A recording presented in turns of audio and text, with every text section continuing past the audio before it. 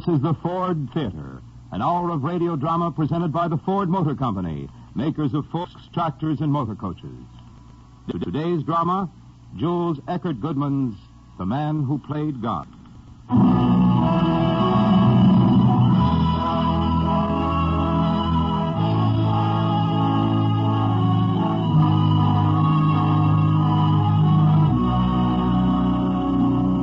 Good afternoon, ladies and gentlemen. Howard Lindsay speaking. On behalf of the management of the Ford Theater, may I extend hearty Christmas greetings from all of us here on this side of the microphone to all of you within the enormous orbit of this far-seeking wavelength. As a comparative newcomer in radio, I'm still a little astonished and a little frightened, too, at the idea of saying Merry Christmas to several million people at the same time. I haven't grown entirely accustomed to the central miracle of broadcasting. A voice impressed on a pulse of energy, hurled to the ends of the earth, and multiplied by millions, all in a millionth of a second or so. To operate such a profound mystery for an hour of God's time involves a huge responsibility. A responsibility of which the management of the Ford Theater, I'm happy to say, is well aware. Much time and thought goes into the selection of our plays. Our search for a suitable Christmas drama, for example, began last summer. After discarding many more conventional choices, we have found in The Man Who Played God an unusual story which is also unusually suitable to the season. This is Jules Eckert Goodman's The Man Who Played God, adapted for the miracle of radio by Claudia Clayton.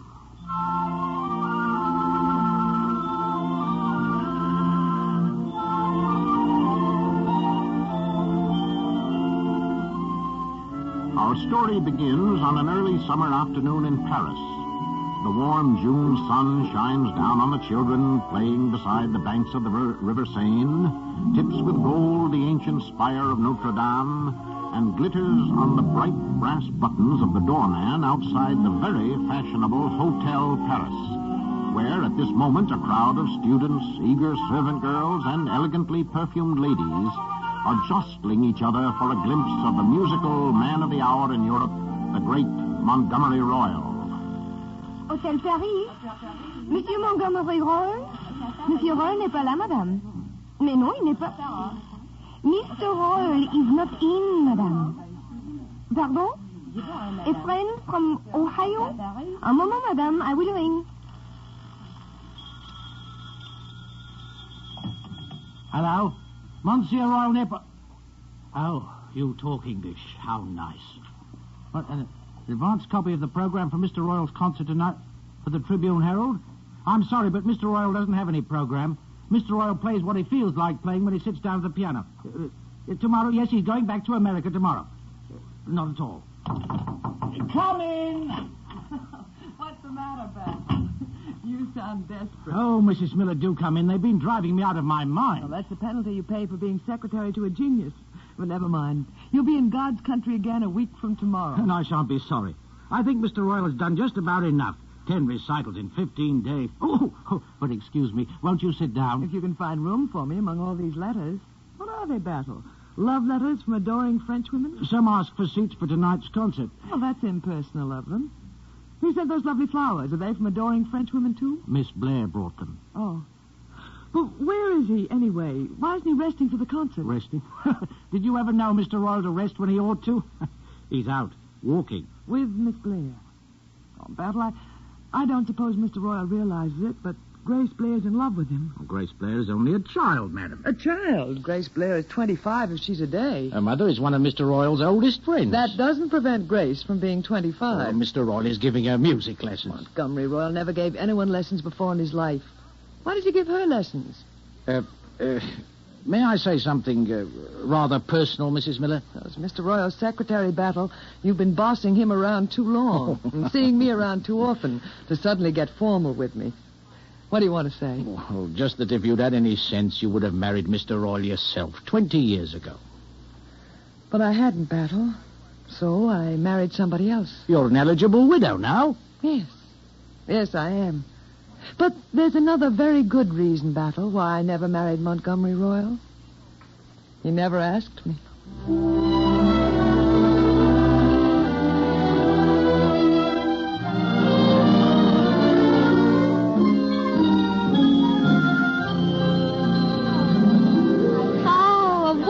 Walk down the Champs-Élysées with the great Montgomery Royle. Wouldn't the girls at home be yellow with envy? They'd be even yellower, Grace. They'd have to put up with autograph hounds like great fat flies. It's a relief to be back at the hotel. I think they've taken over the lobby. There's another one. Make for the elevator, Grace. Mr. Montgomery Royle! Oh, do tell me, Mr. Royle. You play so wonderfully. Do you have to practice the piano like other people? Well, Oh, I knew you didn't. Oh, you're wonderful. So glad you like it. I'm Grace. I'm trying to. Excuse me, please. How do you do, Mr. Royle? You remember me, don't you? I'm Mrs. Schnitzler. I crossed on the Olympic with you 10 years ago. Oh, yes, of course. How do you do? It is wunderbar to meet so again. Is it not so? Delightful. And is this young lady a relation, yes? It is easy to see the likeness. My granddaughter. So? But I thought you were not... Married? As a matter of fact, I wasn't 10 years ago. But since then, as you see, so glad you like her. I'll make straight for the elevator, Grace. Shoot. All right. Get in, quick. Phew. Safe at last. Mr. Royle, could you do me a favor? Certainly. Would you mind signing my autograph book? Oh,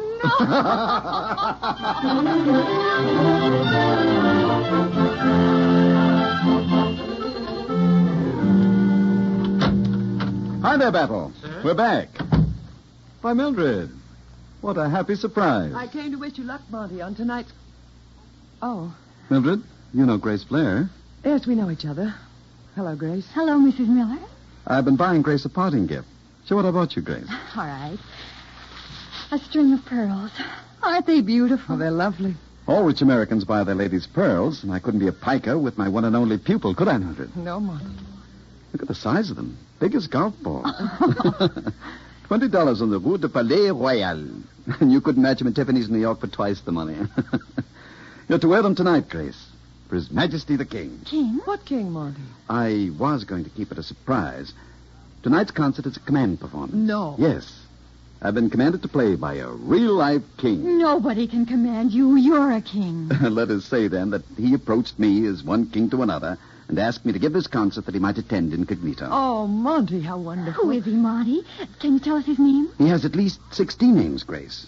But I'm not allowed to tell one of them. Really, Monty, you might at least have told us in advance. A real live king, imagine. And I told Harold Van Allen. Who? Oh, Harold Van Allen, a boy from home. He's taking me to your concert. I told him to pick me up early. Now I won't even have time to buy myself a special Buckingham creation for His Majesty. Oh, this isn't an English king, Grace. Oh? English kings don't go to concerts. They only go to the races. You might say he's one of those savage kings. Well, what can I wear that's savage? Nothing. Oh, Monty, don't be improper. Anything you wear will look beautiful on you, my dear. You're not leaving, Mildred. I have to run, Monty. Oh, but you can't go yet, Mildred. I need you. You need me? Of course I do. I always need your advice, Mildred, when I have an important decision to make. I want you to look at... Oh, where is it? Oh, yes, here. I want you to look at this drawing the architect sent me from New York. Well, what is it? A setting for church organ. What do you think of it, Mildred? Oh, I think it's beautiful, Monty. There's an inscription on it. To the glory of God and the memory of Margaret Ruth Royle. My mother, Grace. I'm having it built in the cathedral in New York. The one she always attended. I think she would have liked it. Don't you, Mildred? She would have loved it, Monty. You know, she was always conscious of the vibration of the church organ in spite of her deafness. It affected her strongly. I often used to see the tears come to her eyes. I didn't know your mother was deaf. Quite early in life, Grace. Her father, too. And his father before him. You might call it a family inheritance. You worshipped your mother, didn't you? If it hadn't been for her, Mildred, I suppose I'd have grown up just one of the idle rich. She believed that every man ought to earn enough money to keep him, no matter how much his father left him. My mother and I always went to church together, Grace. You're really quite religious, aren't you, Monty? I don't think I'm what you call religious, Grace. But I always regarded my mother and God as my two best friends. Well, now, why are you two letting me go on in this solemn fashion? Oh, I really should run. You have to get some rest for tonight. Good luck, Monty. See you at the concert, Mildred.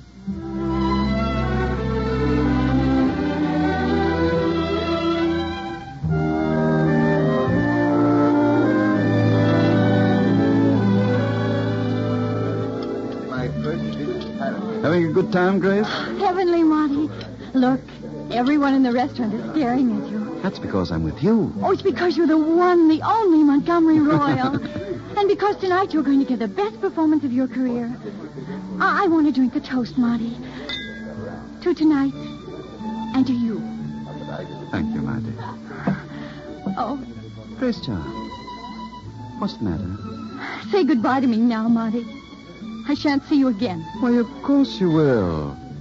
I'm not going till tomorrow. But I shan't see you alone. Oh, there may be a king or two present, but Don't treat me like a child. A child? Haven't I given you the Marie Antoinette pearl? And don't make fun of me. Say goodbye. I shan't be able to follow you to New York for a whole week. Won't you? Mind you practice 5 hours a day. I can learn more from you in 5 minutes than from anyone else in 5 years. You love music, Grace, don't you? I love you. I love you. Don't be foolish. I'm old enough to be your... Well, you know I'm your grandfather. I don't care how old you are. I love you. My dear, you don't. You love music. You love the successful pianist, not me. At first I did, perhaps, but not now. I've seen you nearly every day for 12 months, and I know you, and I love you because you are you. Everybody gets romantic in Paris. Monty, don't you love me at all? Of course I love you. But I'm old and easily flattered and moved by your youth and beauty and emotion. How can I help loving you? Then you will? Well, what? If I should come to you in 6 months, it will be Christmas then, Monty. If I come to you at Christmas and say I love you, you will marry me? If you're still of the same mind and look at me with those beautiful eyes, I may not be able to resist you. Don't beat about the bush. Say yes. Yes. Oh, Monty, darling, you and I are going to have the most beautiful Christmas in the world.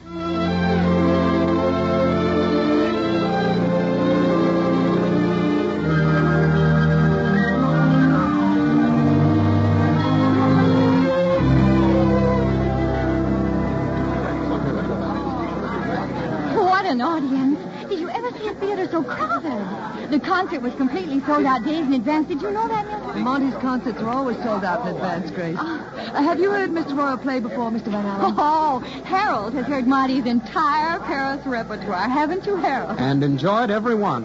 But I'm glad he's sailing tomorrow. Harold Van Allen. Maybe I might have a chance with you then. Now, please don't start that again, Harold. I came here to listen to music, not to... Well, there isn't any music yet. And Monsieur Montgomery Royle should be ashamed. He's late. Oh. Incidentally, what are you dragging those enormous field glasses around for? Afraid you won't be able to find the stage? I brought what you are pleased to call these enormous field glasses because I like to watch the movement of his fingers when he plays. And I wish you'd stop talking this way, Mildred. What time is it now, Grace? 20 past 8, Mildred. Oh, I do hope everything's all right. I've never known Monty to start late before. He's probably just waiting for the king to arrive. The king should have arrived 20 minutes ago. Maybe he's been assassinated en route. Assassinated? Well, somebody did take a shot at him barely 2 months ago. You remember? That boy's got enemies, and they mean business. Mildred, where are you going? I'm going backstage, Grace. I want to see if everything's all right with Monty.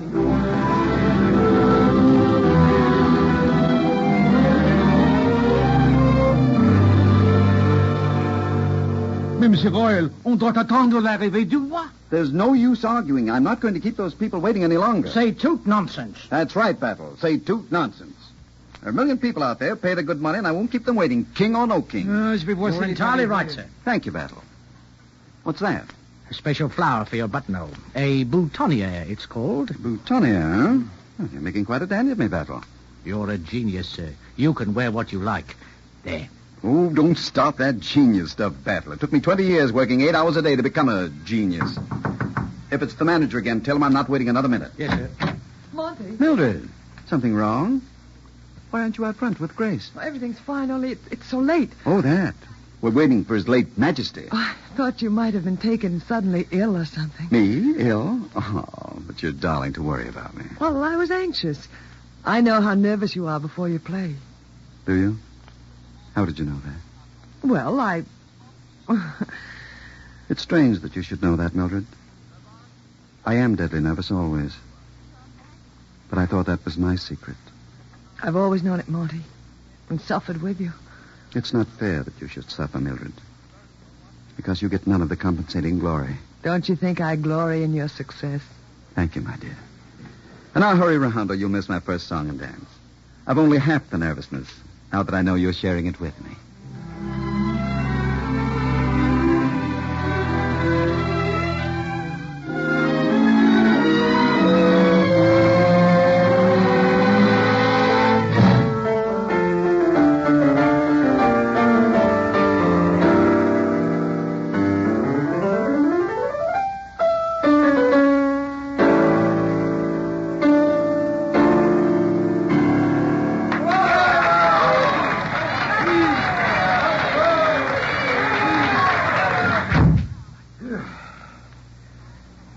Of playing, and they still want more.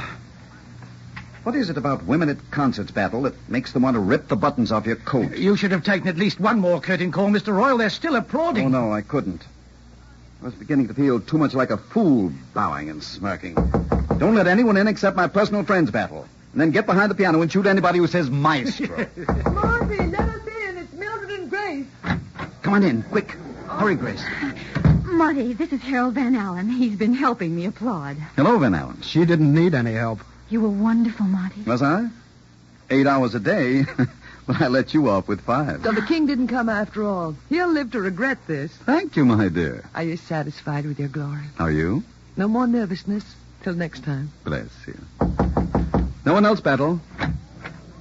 Mr. Royle never sees anyone.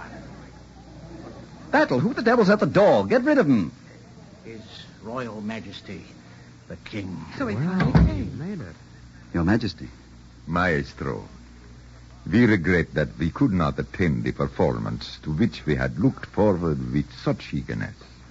Unfortunately, matters of security. I understand fully, Your Majesty. As the head of a nation, we are not always free to choose our entertainment at the time we should most enjoy it. But as one man to another, Monsieur Royle, I would give my ears to hear you play once more the Moonlight Sonata. Would you? Well, then, if Your Majesty will merely lend his ears, he can hear it right now. Battle, a chair for His Majesty. Thank you, Battle, Your Majesty.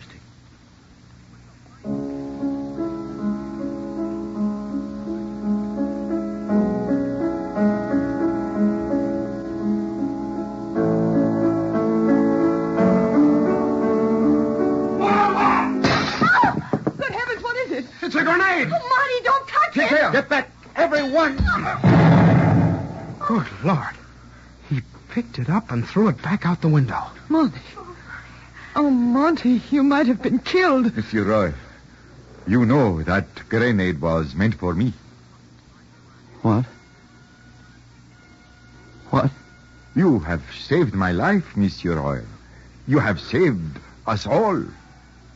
I can tell by the look on your face that you are thanking me. But Your Majesty must forgive me. I am quite deaf.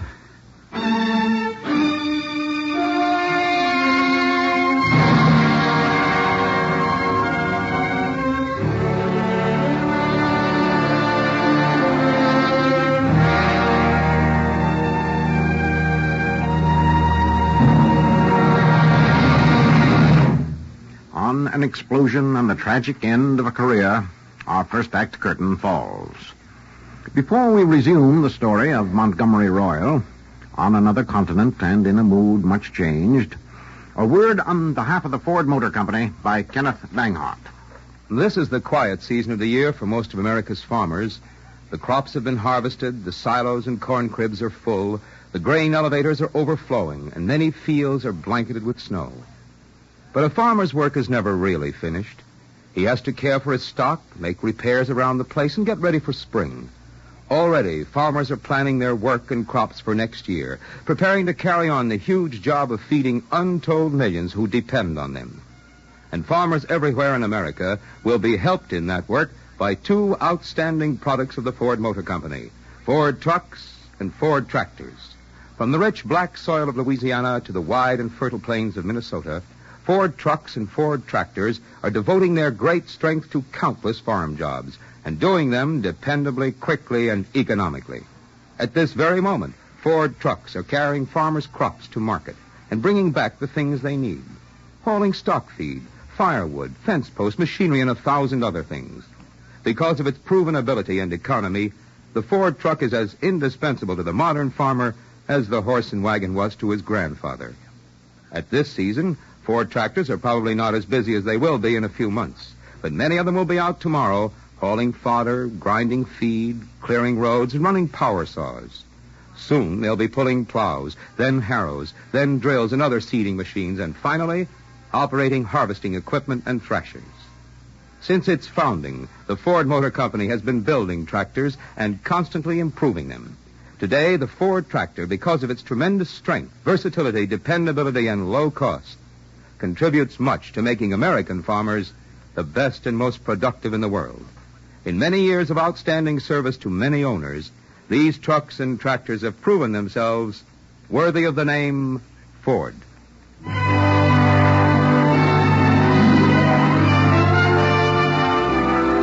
The second act of The Man Who Played God will be heard after a brief pause for station identification.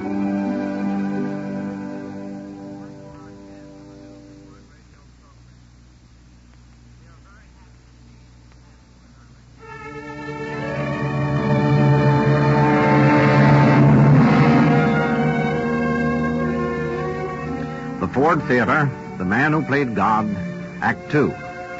It is 2 weeks now since the explosion of a hand grenade deafened the famous concert pianist, Montgomery Royle.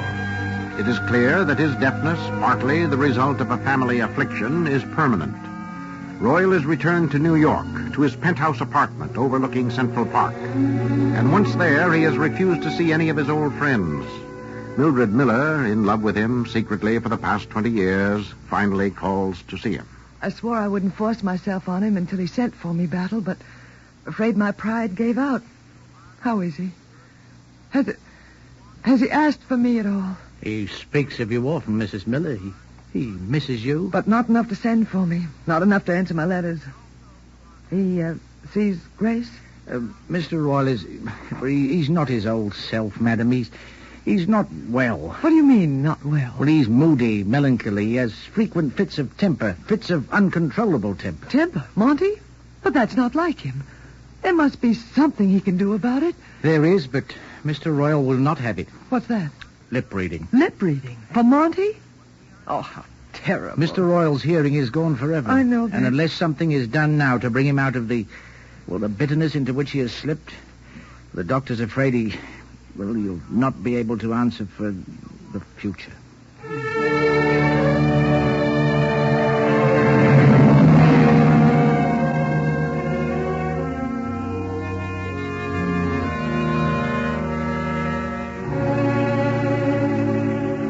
Grace, my dear, it's very sweet of you to visit me so faithfully. But I know this is an ordeal for you. Why don't you go? I want you to play for me, Monty. Do you understand? I want you to play for me. You must write. Cannot understand even you. I'll write it. I want you to play for me. Let me see. No. How can you ask that?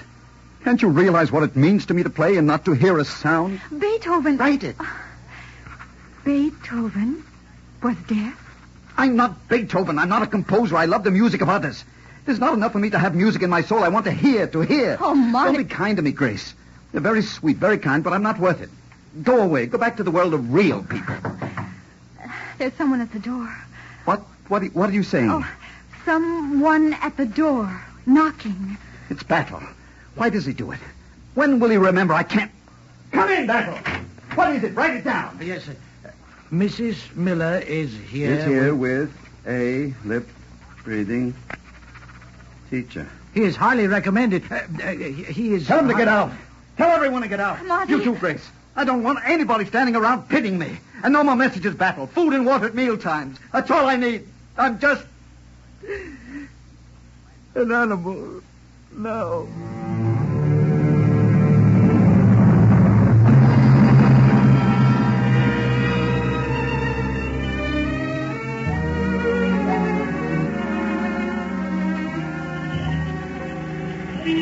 I have to run, Harold. I'm awfully late. Well, you can surely spare 5 minutes to walk in the park. Royle won't mind. You've been seeing him faithfully every day for 4 months. Harold Van Allen, how did you know that I... Grace, how long is this going on? What do you mean? You and Royle? I don't know what you mean, Harold, but Monty and I are going to be married next month, if you'll still have me. You can't do it, Grace. Now, really, Harold, you're being quite impertinent. Well, you can glare at me all you want to, Grace, but you can't tie yourself to a deaf man old enough... That's no concern of yours. Well, anyway, we won't have to talk about him in Palm Beach. Palm Beach?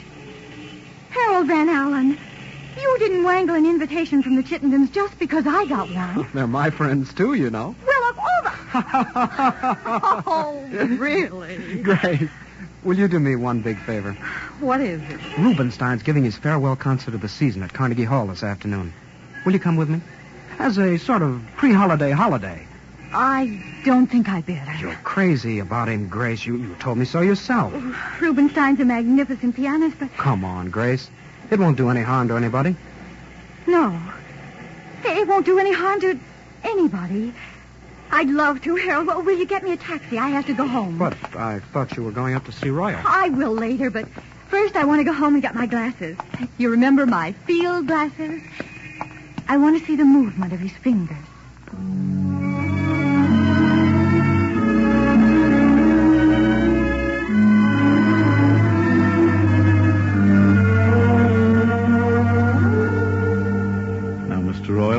I'm going to give you what we call our final test. Yes? I'm going to place my fingers almost over my lips and see if you can read what I say. Go ahead. From that window, I can see the people walking in Central Park. What did I say? From that window, I can see the people walking in Central Park. Good. How did you get that? Mainly from the muscles of your throat and jaw. Well done. Try again. The leaves are turning, the sun is shining, and God's in his heaven. Now. The leaves are turning, the sun is shining, and God's in his heaven. Splendid. You're a fine pupil, Mr. Royle. You've been studying with me for less than 5 months, and you've learned all I can teach you. I won't have to come here anymore. I shall be sorry to lose you. Impress on your friends not to try to help you by mouthing their words. If they do that, your understanding will always be ahead of their words, and that will irritate you. I don't allow visitors. Oh, that's a pity. You should. Goodbye. Goodbye, and thank you.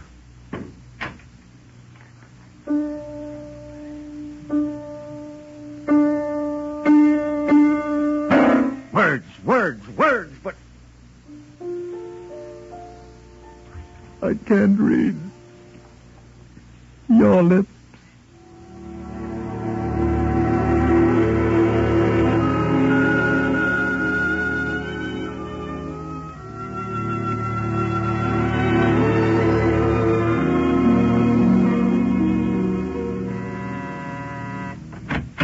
Hello, Battle. How's Mr. Royle's lesson going today? He's had his last lesson, Miss Blair. He was what you might call graduated today. Oh, that's wonderful.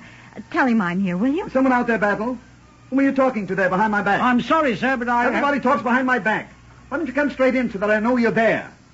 What do you want? Who's out there? Show me in. I am in, darling. Oh. Did you give up hope of my ever coming today, Monty? What kept you, Grace? Oh, nothing important. Just something I'd forgotten to get at home. Anyway, I think you see too much of me. You know I live only for the moments when you come, Grace. Well, you shouldn't say such things, Monty. It makes it very hard for me to say goodbye. Goodbye? You haven't forgotten, darling. The Chittendens, Palm Beach. Oh, I feel mean at leaving you, Monty, but I promised Alice Chittenden way back in Paris. There's a closer to go. Change will do you good. You're sweet, Monty. Will you promise not to miss me? No. Will you promise not to let yourself get depressed and ill-tempered? No. Monty, do you remember how long it is since Paris? 100 years. It's 5 months. When I come back from Palm Beach, my 6 months probation will be up, and Do you remember that promise? What promise? Oh, don't pretend. You know you promised that if I came to you in 6 months... What are you carrying those glasses for? Going to the races? In November? Of course not, silly. Monty, you know how I love the piano, and I'm going to Rubinstein's concert. Do you mind? Mind? It's the first recital I've been to since yours. If you don't want me to go, I won't, Monty. I'll stay here with you instead. Don't talk nonsense. Of course you'll go. Is anyone else going with you? No. Well, yes, I think Harold Van Allen's going to be there. He told me. I ran into him a little while ago, and he said he'd seen me. Van Allen's a good friend of the Chittendens, isn't he? Harold? Well, yes, come to think of it, he is. Why? Van Allen is going to be there, isn't he? I don't know what gives you those powers of divination suddenly. I shouldn't be surprised if he is. After all, he's a friend of theirs. Grace, you know if you turn your head away, I can't tell what you're saying. I'm terribly late, Monty. I really have to rush now. You're forgetting your glasses. Oh, dear. You want to watch his fingering, Grace, remember? The way you used to watch mine. No, Monty. I won't take them. Of course you will. I won't. I can't. I couldn't stand it.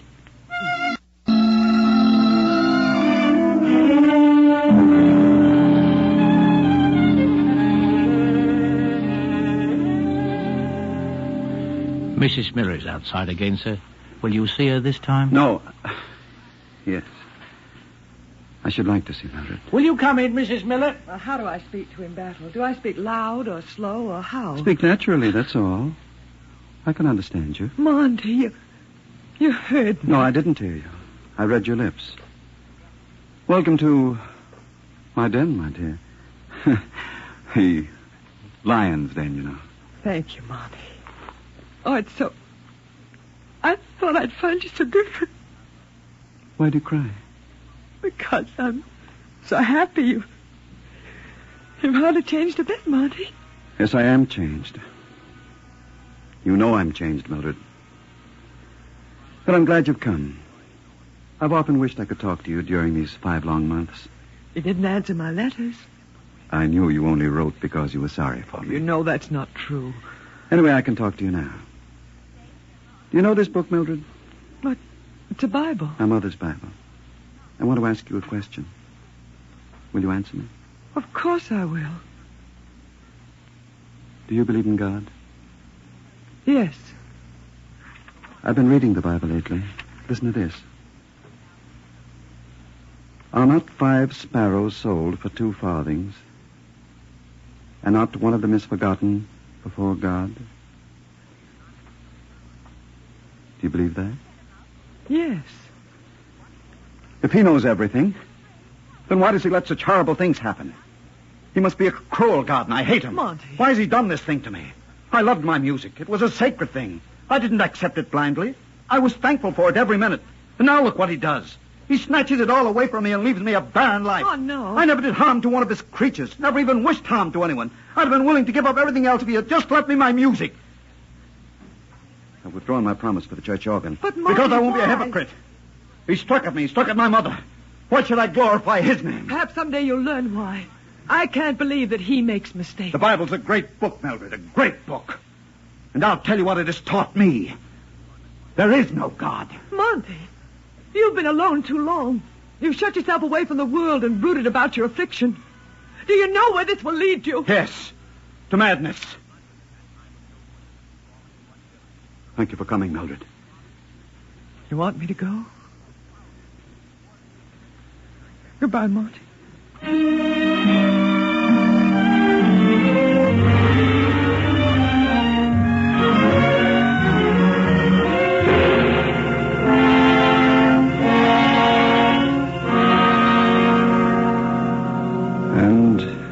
Nebuchadnezzar was driven from men and did eat grass as oxen.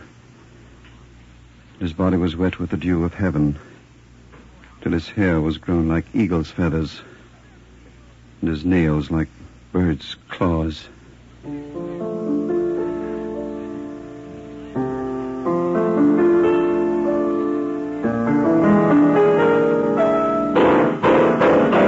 can't stand it. I can't stand it. To hear no sound, no sound. Battle! Mr. Royle. Have this thing taken away. Your piano, sir? I can't bear the sight of it and this. What are you going to do with your violin, sir? My violin will never play again. You've broken your violin. We'll never play again. Oh. That was foolish of me. You've always loved your violin, Mr. Royle. You said it gave you peace. Yes. Yes, I did. Didn't I? We played a lot together, you and I. We've known beauty and peace. Why did I do that, old friend? I've taken your life. Taken your... Battle. How many floors up are we? Why, 20, of course, Mr. Royle. 20 floors. Battle, I want you to leave me now. I want to be alone for a little while. Of course, sir.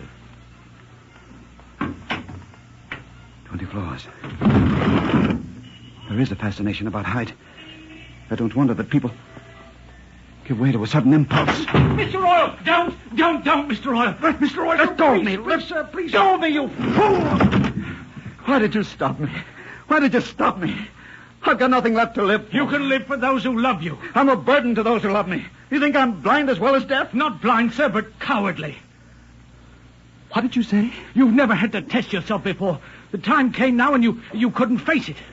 Test myself? I'm not talking about music now. I'm talking about life. You've always had everything. Wealth, talent, social position, but you've never really suffered. A man who has never suffered has never lived. This isn't suffering. This is living death. You're thinking only of yourself, and it's cowardly of you. You're a gentleman. You ought to set an example of courage to other unhappy people, not to turn tail and sneak out of the world. You're a coward, sir. Thank you, Battle. I know it took courage to say what you did. And you're right. It is a lot easier to die than to live. There's so much beauty in the world, Mr. Royle. Look outside your window. Here, take these glasses. Look at the park. Look at the trees, the changing leaves. Nature is so beautiful. Nature may be beautiful, but her workings are cruel. These glasses show me nothing that I didn't know was there. Park benches and beggars. Hunger under the changing leaves. It's absurd to believe in a method, a plan, a guiding hand. It's absurd to believe in a merciful God. Don't forget there's joy and happiness, too. You can't have it all one way, sir. It's contrast that makes life so beautiful. And sickness? Does that make life beautiful, too? In that case, there's one of life's beauties now. Just a young lad, too. His girl. No, it's his wife. I see a wedding ring. She's saying... These are very strong lenses, Battle. I can read their lips. She's saying... Sit down here, honey. We'll sit on this bench a while. You look tired. I'm all right. Now, what did the doctor say? Oh, nothing much. Now, don't start that nothing much stuff, Peter Henderson. What did the doctor say? Well, he examined me and... Well, you know how doctors are. They have to say something during the living. Peter Henry Henderson, you tell me what the doctor said this instant. What did he tell you? He said I have to leave New York. Leave New York? He said I'll never get cured as long as I stay in New York. I have to go someplace where it's warm, he said, and stay for about a year to rest. A whole year? I told you he didn't say anything much. It'll cost $2,000 at least to rest the way he wants me to. We haven't got more than about $20 right now. $2,000. And if you don't get it, you die. Oh, come on now, honey. It's not as bad as all that. I'm not going to let you die. Hey, baby. Honey, who's dying? I'm not going to die. Why, I love you too much. Do you think I'd go up with Pinky Mullins still saving that wedding ring he bought when he thought you'd say yes? Oh, sure. Don't you see? It wouldn't be practical for me to... Hey, what are you doing? What are you getting on your knees for? I want you to pray with me, Peter. Now? Out here? Yes, out here. Maybe God won't listen to me up there. We haven't been exactly corresponding lately. But I'm going to take this last chance. Battle. Yes, sir. Where's my pen? Right here, sir. Oh, yes. I want you to deliver a note. Take the glasses, Batlin. Look out toward the park. Yes, sir. You see two young people sitting on a park bench? Yes. Good. Take this note to the young man as fast as you can. To that young man, sir? Yes, and Battle.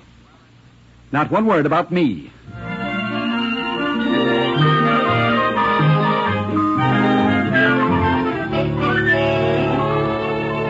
It's getting too cold for you in the park, honey. We better go. Okay, guess we better. My arm, Mrs. Henderson. Oh, Peter. I beg your pardon, sir. Me? I have a note for you, sir. Do you see anybody behind me, honey? He's talking to you. I have a note for you. But you don't know me.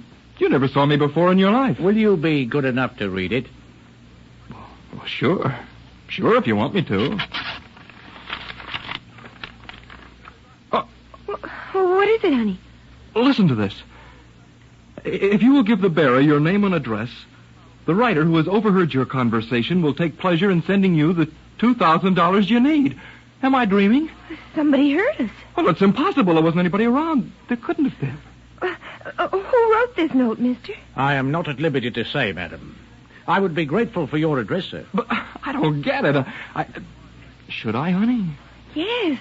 Well, it's 55 Young Street, but I'd like to know whom. Whom you are to thank? Well, then, let's say it was a man who, for the moment, played God. Yes. Yes, if I were you, I should thank God for it. He heard us, honey. We prayed, and he heard us.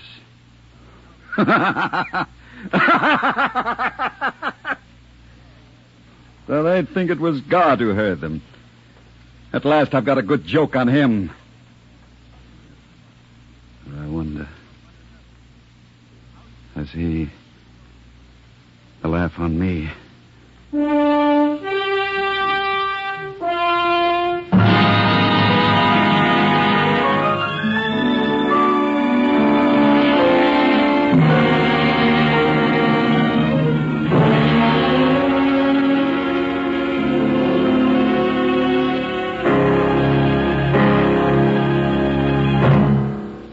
The answer to Royle's question lies in Act 3, just ahead.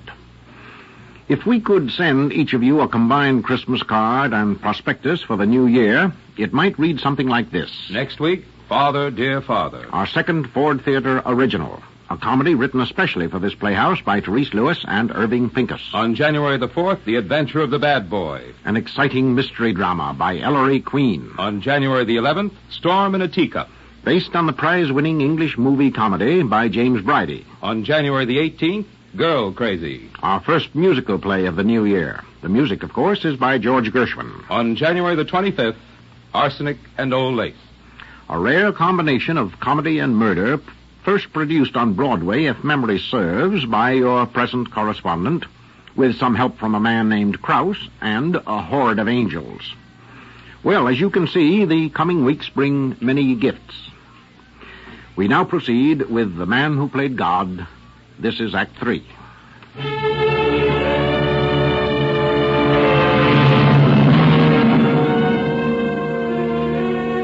And we return to Montgomery Royle, 1 month after he has discovered that, with a pair of strong binoculars, he can read the lips of passers-by in the park below his apartment window.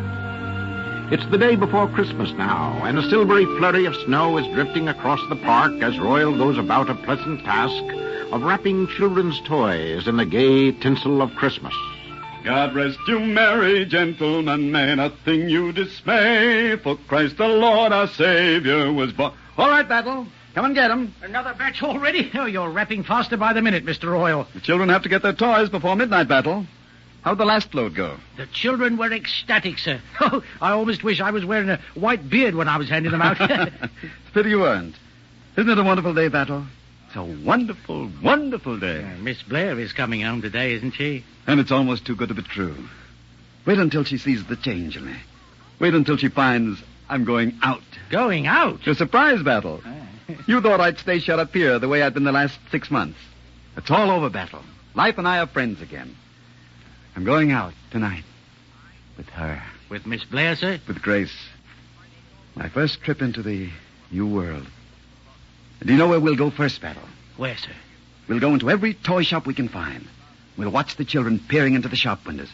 Remember, Battle, when you used to stand outside a toy shop with your face pressed against the window pane? It was a little brown velvet bear with red glass eyes. We'll give them their little velvet bears, Battle, and their dump trucks and their yellow-haired dolls.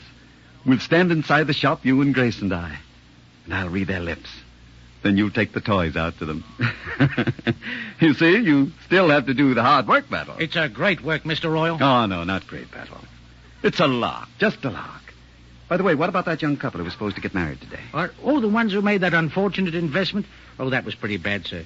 No trace has been found of the man who cheated them, and those poor children had even put in what little cash they'd received in wedding gifts. You gave them the check, didn't you? I'm giving it to them today, meeting them at the same bench you first saw them. Oh, as a matter of fact, I better run. They're due there any minute. Well, you better hurry. Hey, wait a minute. Yes, sir? What are you all dressed up for? I'm to be best man at their wedding.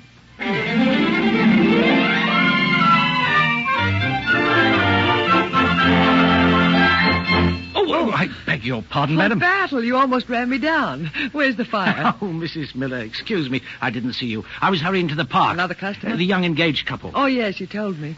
How is he today, Battle? Fine, madam. Happy as a lark. He is? Miss Blair is coming back today. Oh. Well, is something wrong, Mrs. Miller? You look worried. No, Battle, nothing's wrong exactly. I just hope she isn't going to hurt him. What do you mean, madam? Well, it's nothing, really. You know how people will gossip whenever two young people are together. I see. Well, fortunately, Mr. Royle doesn't get out among gossip. Oh, maybe everything's going to be all right after all, Battle. You'd better hurry. You'll miss your young couple. I'll announce myself. Mildred, wonderful to see you. I'm here on business, Monty. Business? Well, you haven't been very sociable the last few months, you know. So I'm here today only as a messenger from Bishop Graham. He wants to thank you for the organ in person. There's no need to thank me. Made me happy for the church to have it. But, Mildred, if I've seemed unsociable to you the last few months... I'm not reproaching you. I was just joking. No, you're very right. But things are going to be different from now on, Mildred. They're going to be very... What are you looking at, Monty? Take these glasses, Mildred. What do you see? Young boy and girl sitting on a bench. The girl's very pretty. Let me have those glasses a minute. Battle's late. I told him to hurry. Oh, there he is now. He's... Oh, no. What's the matter? He's playing the heavy father again. He's giving him that don't you think you were foolish routine. Oh, you know you love it. I know what he's doing. She's a pretty girl. He's done it. He's done it. I knew he would. Done what? Kiss the bride. He always does. Oh, Monty, there's something absolutely sublime about this. Only business of its kind on earth. Absolute monopoly. Congress will be after me soon for running a trust. Mildred, I've learned things up here with the stars. Things I never dreamed of. What things? The doubts and fears are only shadows. For long months I shut my eyes, and in the darkness I railed against God. I cursed and hated and cried out in defiance. When my hatred was bitterest, he replied and sent me these. A pair of glasses. Almost symbolic, isn't it? I look down from my perch among the stars and I read the lips of the people below. I hear the despairing cry of those who suffer and doubt as I suffered and doubted. And you answer their call? Yes, I take a hand. You see, I'm so close to God here that he's taken me into partnership. Now, don't let me get solemn about myself. Let's see if there are any more customers down there. Ah, here's an attractive young pair. Mildred! What is it, Monty? Why, it's Grace. Grace is on her way here to me. And young Van Allen is accompanying her. Grace and Harold Van Allen? They're telling silly jokes. He just said, what's worse than finding a worm in an apple? And she's saying, Oh, Harold, anyone knows that. Finding half a worm. Harold, you do know the stupidest jokes of all. That's because I'm a stupid boy. But I have one redeeming trait. I'm smart enough to love you. Harold, I told you at Palm Beach it was all over. Why did you have to follow me to his very door? Because I love you. You're not to say that again. You have no right to say that to me at all. Well, you have no right to throw your whole life away because of a silly promise. I threw myself at him when he was well and famous. I can't go back on him now. Why did you have to come down to Palm Beach? I should have been all right if you'd only stayed away. Well, isn't it better to have found it out now? No, it's not better. I can't leave him like this. You're leaving me. Your future's brilliant with promise. His is dark and empty. Grace, I can't let you do this. Now that I know you love me, why... You do love me, don't you? Oh, you know I do. Well, you're only going through with it because you're sorry for him. You can't destroy your happiness and mine because of pity. Now, tell him you've changed your mind. No use, Harold. You're going to marry him. Yes. Goodbye, Harold. Oh, don't follow me. I love you, but I'm going to leave you.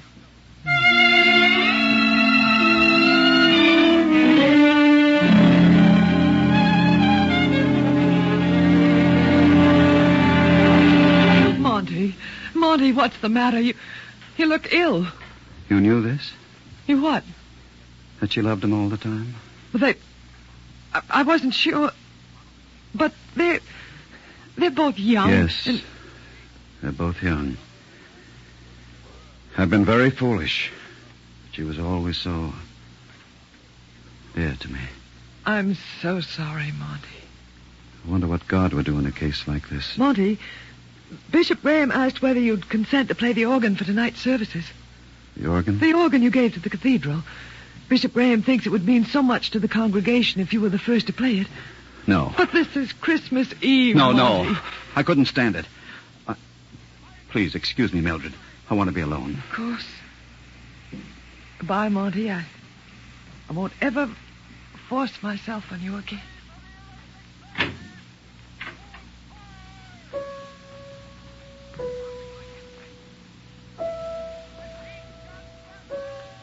Isn't there anybody to let me in? Oh, there you are, Monty. Hello, Grace. Oh, it's wonderful to see you again, Monty. You might tell me you missed me. I miss you, Grace. I miss you very much. Missed? Silly. Past tense. I'm back now.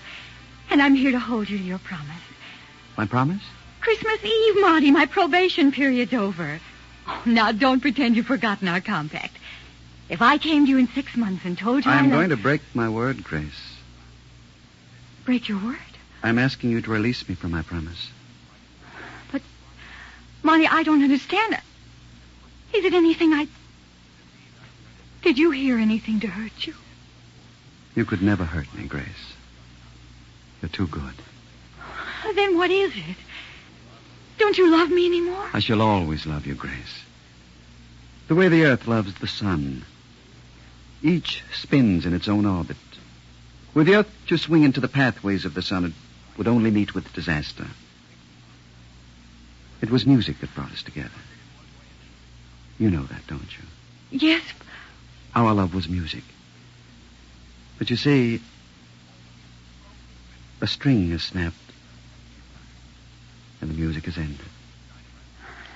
Not altogether, Monty. Oh, I do love you. I do love you. You will always be my idol. I shall always be your friend. Now, hurry, my dear. It's Christmas Eve, and you mustn't keep your friends waiting.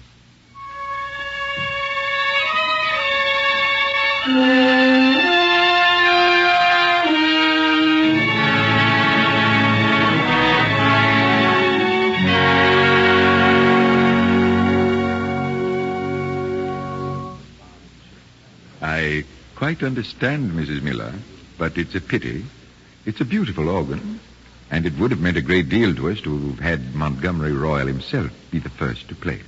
It's painful for him to be near a musical instrument since his accident, Bishop. It must be very hard. You couldn't persuade him at least to come tonight? Is first Christmas Eve at home? He hasn't been inside a church since it happened. It would be useless to try. I see. Then I wonder who that man is coming toward us now. Monty. Am I too late, Bishop Graham? You are just in time, my son. We've been waiting for you, Monty. Takes a long time to learn that a man cannot play God. We are just about to start the processional, Mr. Royle. Would you care to... If I may. Monty, you will play? For the king.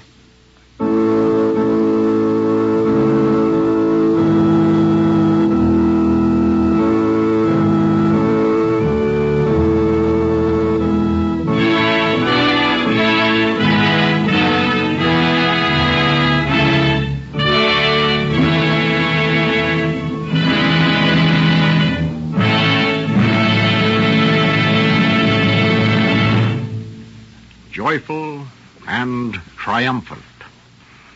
In the 1932 movie version of The Man Who Played God, Montgomery Royle was played by George Arliss. Today's Royle was played by Santos Ortega, one of radio's best known and best liked actors, a veteran of 17 years and more than 2,000 character roles before the microphone.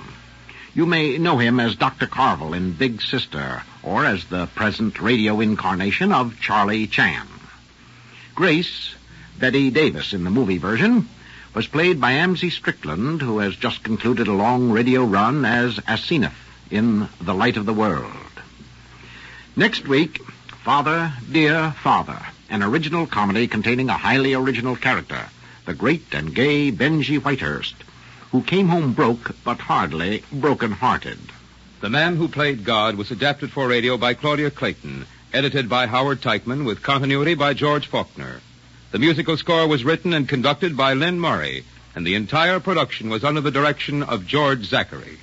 Mildred Miller was played by Ann Seymour. The other players today were Warren Bryan, Mitzi Gould, Edwin Jerome, Jean Leonard, Helen Lewis, Guy Spall, and Frank Thomas.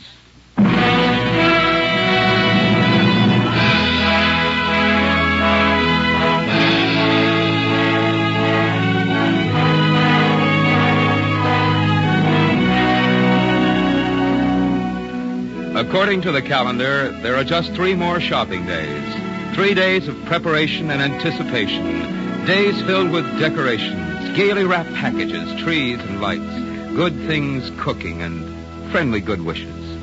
Then it will be the day, the most pleasant holiday of all.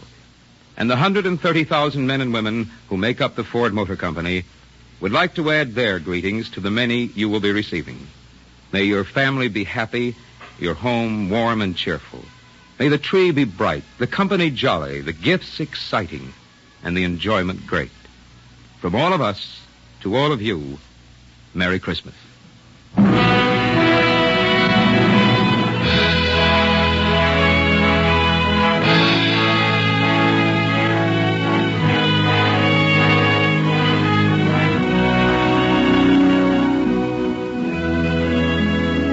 The Man Who Played God, based upon the stage play by Jules Eckert Goodman, was presented through the joint courtesies of Paramount Pictures Incorporated, whose recent production is Golden Earring, starring Ray Milland and Marlena Dietrich, and of Warner Brothers Pictures Incorporated, producers of the current My Wild Irish Rose, starring Dennis Morgan. The Ford Theater is presented by the Ford Motor Company, makers of Ford, Mercury, and Lincoln cars, and Ford trucks, tractors, and motor coaches.